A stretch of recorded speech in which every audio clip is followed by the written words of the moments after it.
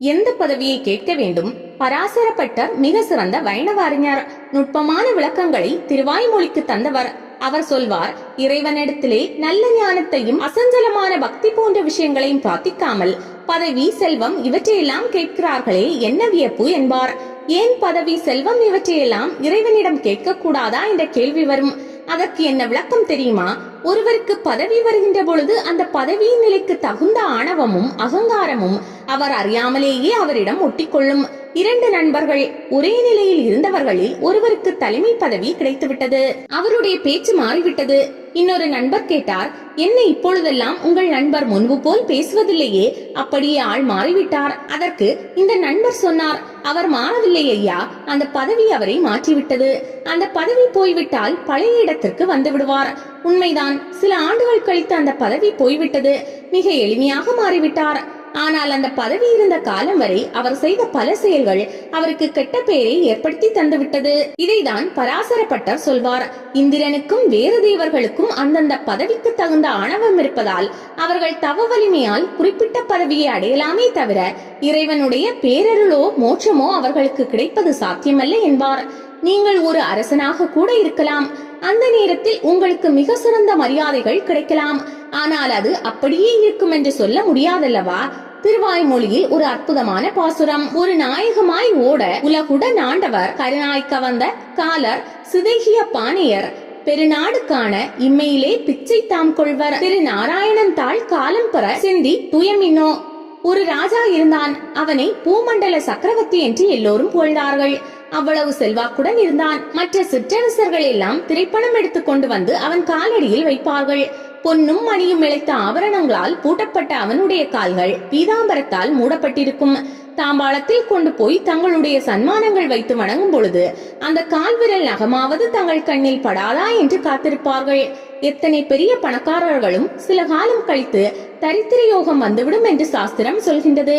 அதே போலவே இவனுக்கும் ஒரு கெட்ட நேரம் வந்தது. இவனை எப்படியாவது வீழ்த்திவிட வேண்டும் என்று நினைத்த பகையரசர்கள் ஒன்று கூடி சற்று தளர்ச்சி பெற்றிருந்த நேரத்தில் படையெடுத்து நாட்டை கைப்பற்றி விட்டார்கள். அரசனோ உயிர் பிழைத்தால் போதும் என்று காட்டுக்குள் ஓடிவிட்டான். அன்று நல்ல அமாவாசை. சோர்ந்து போய் காட்டிலே அலைந்து கொண்டிருந்தான். பசி வயிற்றை கிள்ளியது. என்ன செய்வது என்று யோசித்தான். பசி வந்தால் 10ம் பறந்துவிடும், அதிலே மானமும் பறந்துவிடும். பிச்சை எடுத்தாவது தன்னுடைய வயிற்றை நிரப்பிக் கொள்ள வேண்டும் என்று நினைத்தான். அதே நேரத்தில் பகலில் போய் பிச்சை எடுத்தால் தன்னை யாராவது பார்த்து விடுவார்கள்.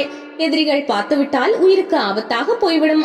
தன்னுடைய நாட்டு மக்களை பார்த்துவிட்டால் அரசன் இப்படி பிச்சைக்காரன் ஆகிவிட்டானே என்று நினைக்க தோன்றும்.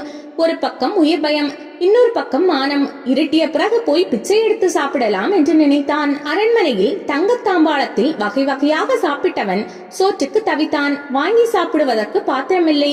சுடுகாட்டில் யாரோ தூக்கி போட்ட உடைந்த ஒரு சட்டிப்பானையை கையில் எடுத்துக்கொண்டு இருட்டில் போய் பிச்சை எடுத்தான். அந்த காலத்தில் இரவில் யாராவது பிச்சை எடுத்தால் அவர்கள் பசியோடு உறங்கக்கூடாது என்பதற்காக உணவை வைத்திருக்கும் பழக்கம் உண்டு. இரவு கதவு சாத்துவதற்கு முன் ஒரு முறை வாசலில் யாராவது பிச்சைக்காரர்கள் இருக்கிறார்களா என்று பார்ப்பார்கள். அப்படி பார்க்கும்போது அரசன் இருட்டில் இருப்பதை கவனித்து கையில் வைத்திருந்த சட்டிப்பானையில் உணவை போட்டார்கள். அவர்களுக்கு தெரியாது பிச்சை எடுப்பது தங்கள் நாட்டு அரசன் தான் என்று. நிம்மதியாக ஒரு இடத்தில் உட்கார்ந்து சாப்பிடலாம் என்று ஆவலுடன் கருப்பாக இருந்த ஒரு கல்லின் மீது அமர்ந்தான். ஆனால் அது கல்லல்ல, திடகாத்திரமாக இருந்த கருநாய், கருவுற்ற நாய். இவன் உட்கார்ந்ததும் ஆங்காரமாக சிலித்து எழுந்தது. இவனுடைய தொடைப்பகுதியில் இருந்த சதையை கவ்வி பீத்து எறிந்தது. கையில் உள்ள சோற்று சட்டி உடைந்து சோறு சிதறியது. வலியாலும் பசியாலும் அழுதான்.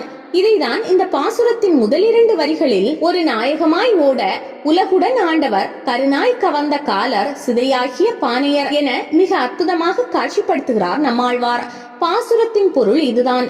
உலகங்களுக்கெல்லாம் ஒரு அரசனாக வீற்றிருந்து வாழ்ந்தவர்களும் கூட நாளடைவிலே தரித்திரர்களாய் தடுமாறும் நிலையை கண்கூடாக காணப்பெறலாம் என்பதால் நித்திய ஸ்ரீமானான எம்பெருமானை பணிவதே பாங்கு. இப்பொழுது ஒரு கேள்வி எழும். அது என்ன பதவியோ செல்வமோ? போய்விட்டால் யாரும் மதிக்காமல் போய்விடுவார்களா என்ன? இந்த கதை அதை தெளிவுபடுத்தும். ஒரு தாசில்தார் ஆபீஸின் பின்புறம் உள்ள கிணற்றில் தவறி விழுந்து விட்டார். அவரை காப்பாற்ற ஊழியர்கள் அனைவரும் போராடினார்கள். ஒரே பரபரப்பு. ஒருவர் கயிற்றை கட்டி உள்ளே இறங்க முயற்சி செய்தார். இன்னும் சிலர் சட்டைகளை கழற்றி முடிச்சு போட்டு கிணற்றுக்குள் விட்டு ஐயா இதை பிடித்துக் கொள்ளுங்கள் என்று கத்தினார்கள். ஒவ்வொருவரும் தீவிரமாக தாசில்தாரை காப்பாற்ற முயற்சி செய்தார்கள். அந்த தாசில்தாரை பாதி அளவு மேலே தூக்கி கொண்டிருந்த சமயம் அந்த பக்கம் வந்த பியூன், இந்த ஆபீசருக்கு வேலை மாறுதல் ஆகிவிட்டது, புது தாசில்தார் வாசலுக்கு வந்து விட்டார் என்று தகவல் சொன்னார்.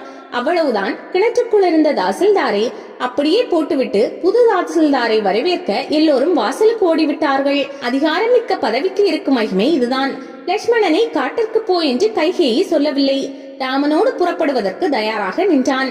அரண்மனை செல்வங்களை துறந்துவிட்டு மர உரி தரித்து ராமனோடு புறப்பட்டான். உரையாசிரியர் எழுதுகின்றார், நிலையற்ற செல்வங்களை துறந்தான், நிலை பெற்ற செல்வத்தை அடைந்தான், அதனால் அவன் ஸ்ரீமான் ஆனான்.